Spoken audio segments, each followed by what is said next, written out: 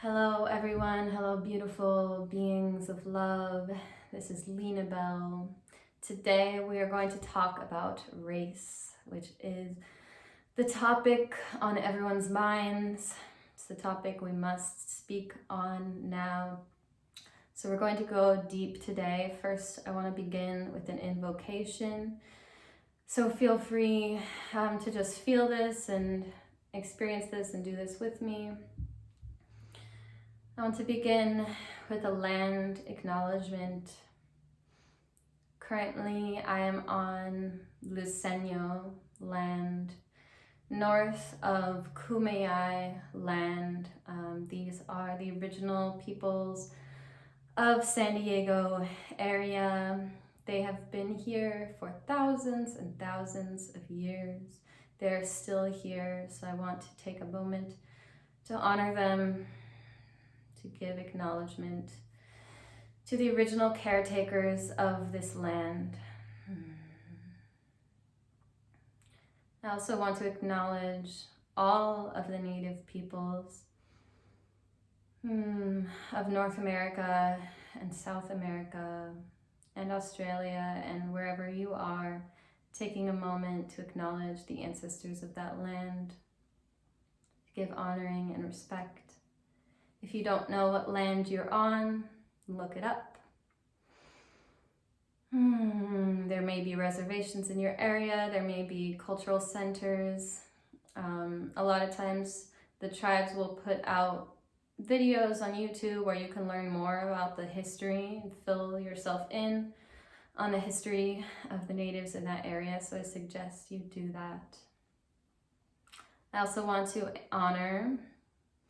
I'm going to take a moment and honor the ancestors of all races, so we can have them here with us today as we speak on this topic. So honoring the African ancestors, the Black ancestors, beginning as kings and queens in Africa who came over unwillingly, who are rising again. I want to take a moment and honor these ancestors. I'm going to send them an offering of love.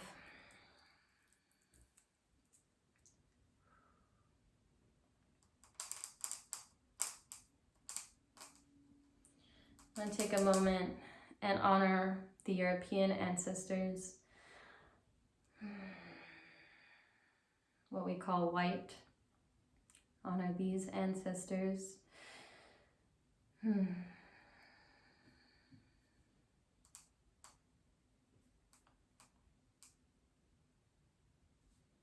going to take a moment and honor the Asian ancestors, also the Indian ancestors from actual India, and all of the Eastern ancestors.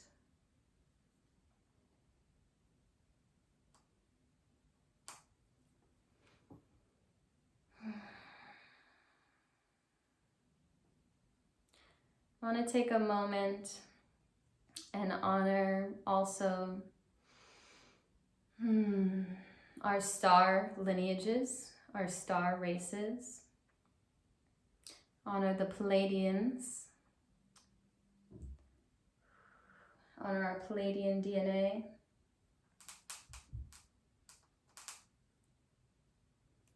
Honoring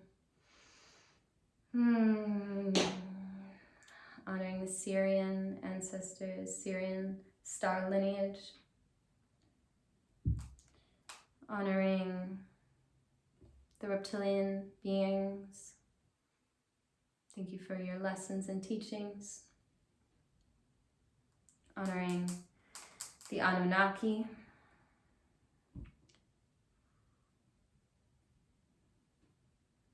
And all other aspects of our human DNA to honor.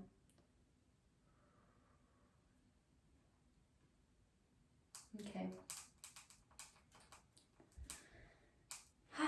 We're made up of many, many lineages of DNA.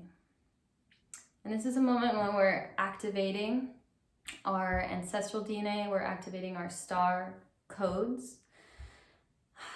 And a lot of the tensions and wars that have arisen between races of people actually originate from star lineages, playing out galactic wars that have been happening for a lot longer.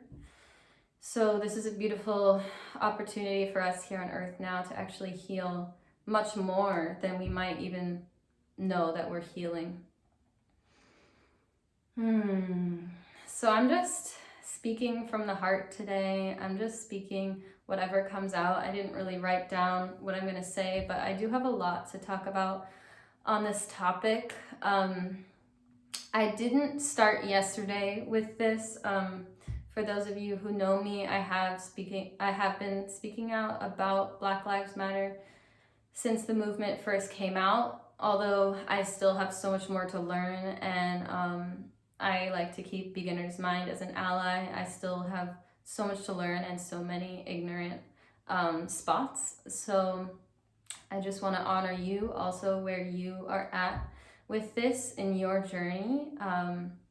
And we're grateful that you're here. If you're beginning the journey as an ally, welcome and thank you for taking this time to learn and to delve in and to really face this, because this is something that we do have to face collectively. This is not the time for spiritual bypassing. This is not the time for us to just say, oh, love and light, it's already here. I mean, yes, it is already here, and yes, love and light, but also we have to go into this and see things for how they really are, and see things for how they really have been in order to grow. And through radical truth-telling, through radical vulnerability and a willingness to learn, we will get through this. We will establish trust again between races. Right now, there has been a huge lack of trust. Understandably. Whew. Because it has been a very ugly past. And this is a past and a present that we do have to look at. We have to look at it. I'm not here to tell you necessarily all the facts. I will share some resources that you can look at. I also want you to be listening to Black voices, to Native voices about this, because they're the ones with experience about what it is to live in the world and experience racism. I have experienced more as an ally, but I will never understand what it actually is to live in this world as a person of color. So I recommend you go out of your way and find those books and read those books. I'll post some lists of books. I recommend starting with one book, because sometimes they have these lists of like things to do as an ally, and if you're down to do all of them, that's great. Sometimes it's easy to like get overwhelmed and be like, oh my god, there are 100 things on this list, like how do I even start? And then you kind of get paralysis. So I just recommend you starting with one thing. Like anything in life, start with one thing.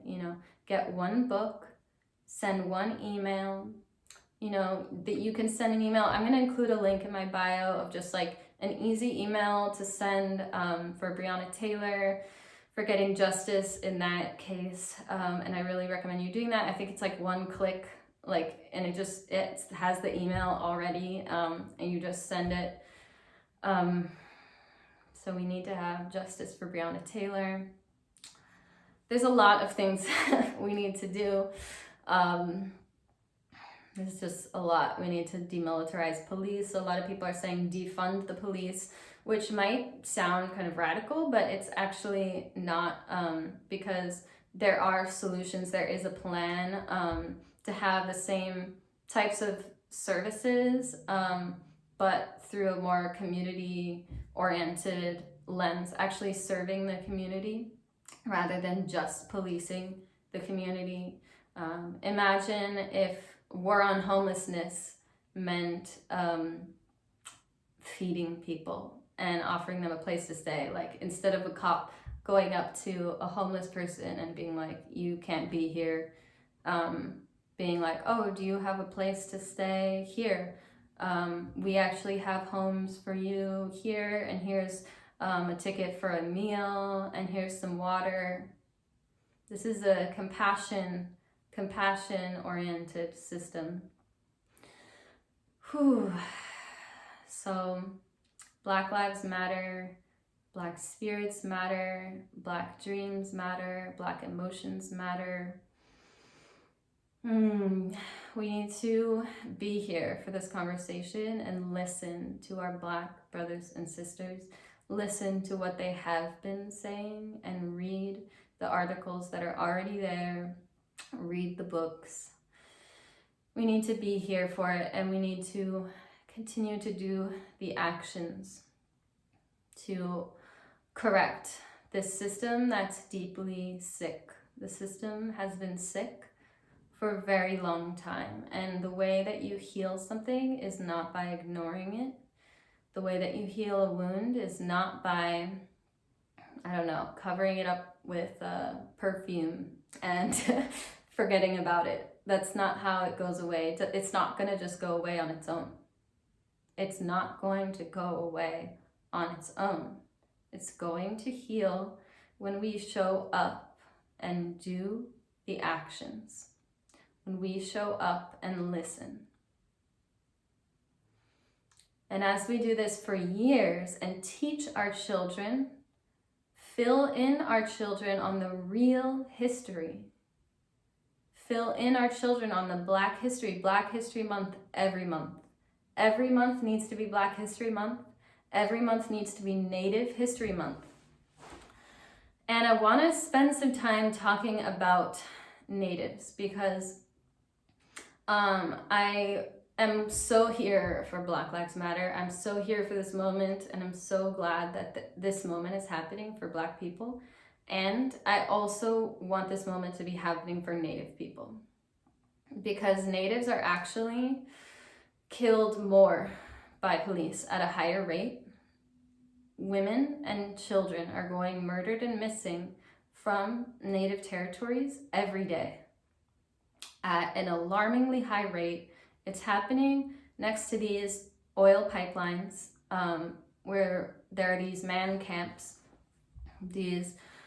around these oil pipelines, which should not be there. The oil pipeline is essentially raping the earth, raping the river and the land, and then the same thing happens to the women and the children around the area, and it needs to stop.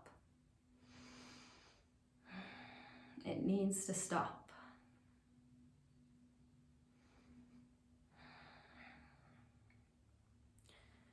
So we need to speak about this. We need to continue to speak about all of these things.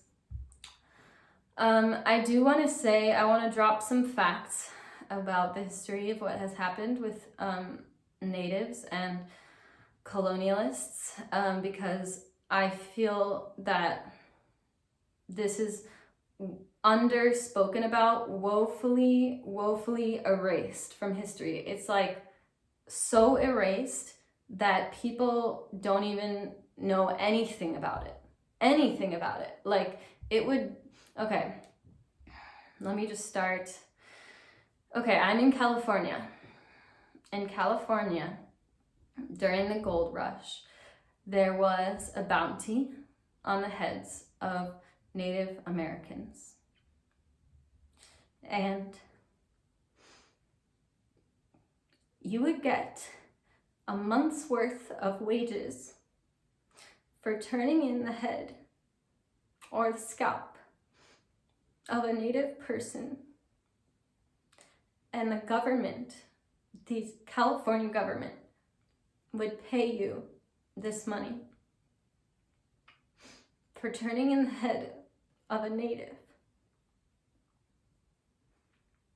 And then the US government paid California back for that.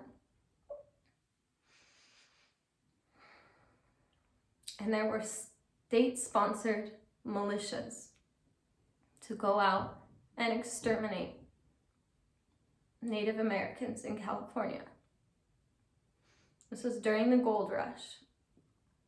I went to school in California. What I learned about the gold rush was that these guys named Sutter found a nugget of gold, and people came over in covered wagons, so brave, and they got some diseases, or sometimes they died. And there was this game everybody used to play, like Oregon Trail or something, about these people coming in covered wagons, and it was so like quaint and la la la, and like we went out and like in like 5th or 4th grade when learning about this, we went out and like did some sifting for gold, and we also visited missions, and I'm going to get to the missions, but this is what we learned. In California, in San Diego, I learned nothing about the Kumeyaay people, about the natives of this land. I learned nothing about the Luiseño people. I learned nothing about them, as if they didn't exist. This is the complete erasure. Complete erasure. It would be, okay, I want to talk about the missions. Okay, so before this is, we're talking about, what we talk about American, which is Euro-American people coming from English descent. That's what we were talking about with the gold rush. But before this, obviously, California was a part of Mexico. So before this, there was the Spanish. So the Spanish were here in California. And the missions. Okay, so what we learned about the missions is like, oh, these great missions. We have El Camino Real as our the street that connects all the missions, and it's like the Royal Road, la la la. We went to the mission and we like made a tortilla, and we're like seeing this as if this is like the great history of California, la la la. But the missions were places of the worst torture and enslavement that you could possibly imagine. The life expectancy for a native in a California mission was 6 years, because there was so much torture, and the worst kind of torture imaginable, like demonic shit. This is like Nazi Germany. This is like concentration camps, but over a longer period of time. So in 4th or 5th grade, usually in California, we make these like little models of missions out of like sugar cubes or colored sand or something. And I just want to present how insane this is, because this would be like German kids making models of concentration camps in misty pride. It would be like if the Nazis won the war and German kids made concentration camps out of sugar cubes and talked about, oh, this is a great part of our history. So that's what it's like. That's what our educational system is like. So this is incredibly important that we educate ourselves first on this, even though it's not pretty, but we have to learn about it. And there are many resources that the tribes themselves put out, because they know this shit. Like, this happened to their ancestors, they know. So like, listen, find them and listen, because we don't listen to Native people, and we don't honor them the way they need to be honored and listened to. So first, find out what land you're on. If you're on the US or Canada or South America, Mexico, any North or South America or Australia, find out what land you're on. Find out who are the original caretakers of this land. Find out, if they do have nearby reservations. Don't assume you can just like go there, but they may have a cultural center, and see what they're putting out there. They might have some outreach already. You can email them as well and ask if there's any support that they would like to receive. Ask them. Go to their websites and research. Like I said, don't assume you can just go into the reservations, especially now with the virus, because the virus is really affecting native populations more, especially Diné. So don't assume you can just go there right now. It's not a good thing to like spread disease again with natives. So just, ask them respectfully.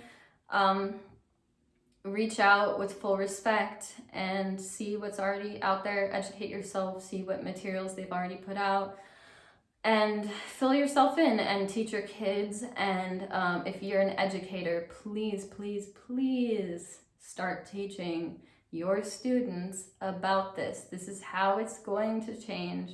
We have to fill ourselves in on the history. Okay.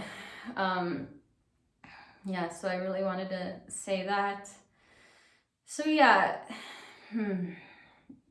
we have to fill ourselves in. We have to continue to educate ourselves and continue to have beginner's mind, and just assume that we know very little and continue to learn and learn and learn. Because through this truth telling and through this seeing and hearing of truth, that is how we're going to be able to create the new world. Like I said, we can't create a new world while we still have active wounds festering. We have to go in and sanitize the wounds and heal the wounds. And then, pay attention to whatever part of the body needs love. Like right now, we are focusing on Black lives because Black lives need more love and protection right now. And listening. And privilege is so real. Privilege is so real because there's shit that like my Black friends say has happened to them that is just like another world for me, because like I have friends that just have had a gun to their head from police just like walking out of a music rehearsal, and somebody had basically there was like they were looking out for somebody who had robbed something, and they're just like, oh, look, it's a Black person, they fit the description, and then they just put a gun to my friend's head. Like they're just like coming out of a music rehearsal. And this shit has happened. It's like, it's another world. Like my other friend arrested for dancing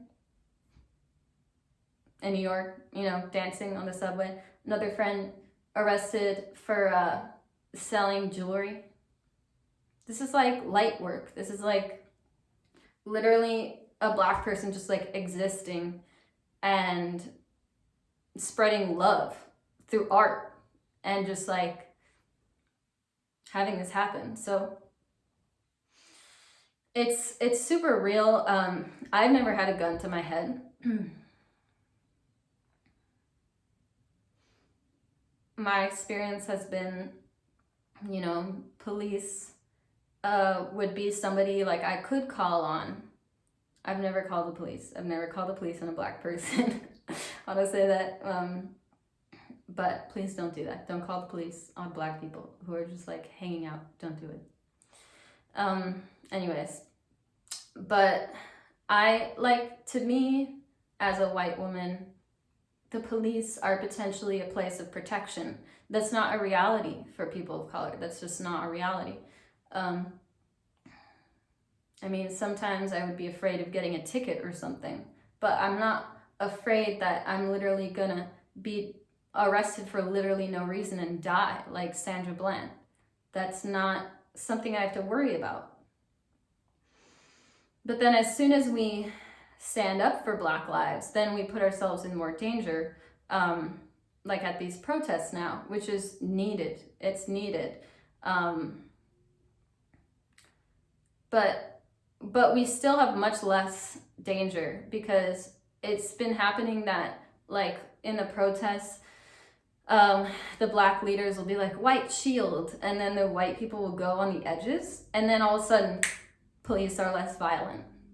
So that does happen. So that's a way to actually use your privilege, is to actually stand in front of a black person when police is approaching, because you can just assume that police might start some shit. So anytime, like, if you ever see a police officer starting to interact with any black individual, like, I would go over there and just like see what's going on.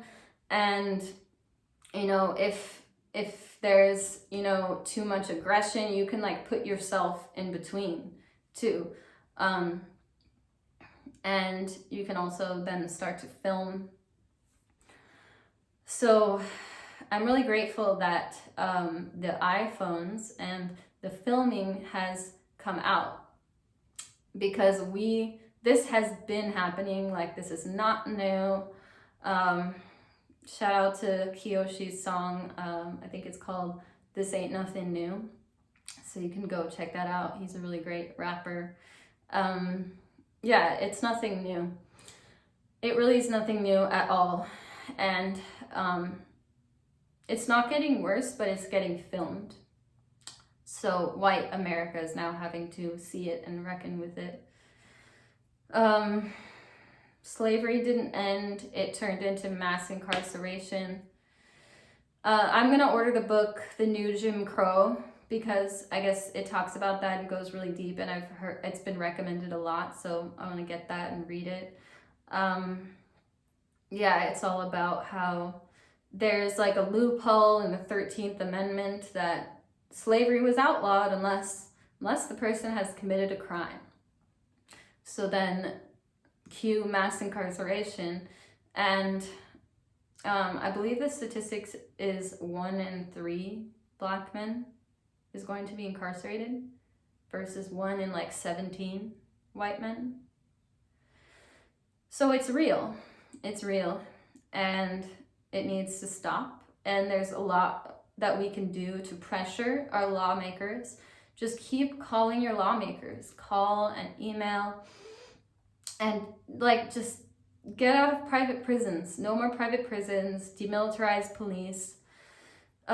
There's a lot of police reforms out there. The NAACP has some specific reforms that they're putting out there. There's Movement for Black Lives, which is focusing on defunding police, and they have a lot of other specific policy proposals that they're talking about. So take leadership from these black activist leaders in terms of what the specific policy proposals are. And with these policy proposals, call your lawmakers. Because if all white people are doing this and using their privilege and just like not taking no for an answer, just like call, email, make noise, tweet at people, post about it, talk to your friends, talk to your family about it. Okay, so I also want to speak a bit about privilege, because there have been a lot of misconceptions about what privilege is and what to do about it. I have seen a lot of white people who haven't really gotten it yet about what privilege is. They're like, oh, why do I have to feel guilty or bad about being white? Like, I want to be proud of who I am, and I don't want to have to feel guilty for being white, or feel like I have this like original sin or something that like I have to be ashamed for who I am. And I just want to presence that it's not about white guilt, and it's not about white shame. And black leaders have been talking about this too. Like, nobody really wants you to do things out of shame or guilt, because if you show up and it's all about just like alleviating your white guilt, then it's really just like about you. And when you show up, it's going to be like, I want to be the best ally so I can alleviate my own guilt. And the guilt might be there. I'm all about embracing your emotions. So the guilt might be there, and it's okay to love that guilt and feel that guilt and be with that guilt. But we're not going to lead from a place of guilt. We're going to lead from a place of love. And if you have white privilege, it doesn't mean don't love yourself. It doesn't mean that you haven't suffered either. Like, there was one lady who was like, I've been molested, I've been this, I was poor growing up, I don't feel like I have privilege. And it's like, yes, you had certain things that you didn't have privilege on. You didn't have wealth privilege. You didn't have the protection of like a loving family that can protect you from certain things, but you still had white privilege. It's another topic. You can have a terrible childhood, you can be abused, and you can still have white privilege. It means that certain things that happen to Black people don't happen to you. Though your skin color is not going to be the reason why certain things happen to you. Your skin color is represented in media. Your skin color is represented in government. I mean, I can't, the information is out there, so I do get frustrated when people still refuse to acknowledge their privilege, because I'm like, it's very clear the information's out there, the incarceration rates, the brutality rates, even just the socioeconomic situation that is the result of years and years, centuries of oppression. There was redlining, and a denial of housing loans to Black people, because real estate is a huge way of building intergenerational wealth. So if your grandparents were not allowed to buy homes, that's going to deeply impact the level of wealth that was able to be passed on to future generations. And this shit was not that long ago. Like, the civil rights movement was not that long ago. We still have grandparents that were there for that. So when people are like, this is the past, it's like, but people are still alive when the lynchings were happening. Some of your grandparents were there for the lynchings. So I'm just like, it really is kind of like denial, like willful denial at this point, which I don't get. And I think maybe one of the reasons is because people don't want to feel this guilt, or they don't want to feel the shame. And like I said, it's not about feeling guilt or shame, but it's okay to feel that emotion and pass through it if it's there. And maybe you do feel guilt, and maybe that is a reason why you don't want to look at it, because you don't want to feel that. And if that's the case, I will just invite you with all love to embrace that inner darkness, to really be with your emotions. I'm a real believer in shadow work, and we have to go into our shadow and feel all of our emotions in order to really even know ourselves and to be in the light. We have to feel all our emotions. So if looking at these topics and talking about these topics is bringing something up for you that you don't want to look at, and you're kind of being like, I don't want to be ashamed for being white, just be with that emotion. Be with that and go into that and give love to that and heal that, because guilt is a burden. Guilt is a burden as well, and the oppressor has to heal as well. There's a lot of trauma with that as well, because there is guilt. So be with that, be with the guilt, and love that, and then choose to have the guilt not run the show. Choose to have the love run the show. And we are moving towards unity, and we are moving towards love, and we are moving towards trust. trust between all of the races of humanity. And by the way, race doesn't really exist. Racism exists, but race was invented. Bacon's Rebellion, after Bacon's Rebellion in the colonies in the 1600s, basically, there were a lot of like indentured servants from different backgrounds. There was African, and there was also European people working in the working class, like as indentured servants. And during Bacon's Rebellion, they all came together because they're like, you know, we're all working for the same people. We're all, you know, in the same position. And then after Bacon's Rebellion, the wealthy ruling class came up with all of these laws to separate race, and they didn't allow any interracial marriages. They punished people differently based on their race and all of this stuff. And this is what kind of created this whole system of separating working class white people from working class black people. So instead of us all coming together and rising against like the totalitarianism, we had it was this divide and conquer mentality. So the solution is for us to come together, is for us to unify.